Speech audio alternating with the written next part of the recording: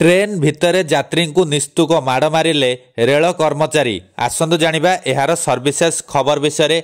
Social media रे प्रतिदिन किछि ना किछि वीडियो भाइराल होता है। एथिमध्यरु किछि वीडियो हृदयस्पर्शी होइतिबा बेले आउ किछि वीडियो रे दुखदायक दृश्य देखिबाकू मिलिथा है। निकटरे भाइराल होइतिबा वीडियो रे जणे टीटीआई और किछि रेल कर्मचारी मिलित भावे जणे यात्री को निस्तुक माड़ मारुथबा देखिबाकू मिलुछि। एथि सहित वीडियो रे गाली गुलोज हेउतिबा सुनिबाकू मिलुछि। टीटीआई कहउचंती से एमिति मानिबनी, ताकू बाड़ी आनी पिट। एहा परे टीटीआई जोतारे माड़ मारिबा सहित बेल्ट बाहर करी उक्त यात्री को पिटुथबा वीडियो रे नजर आसुछि।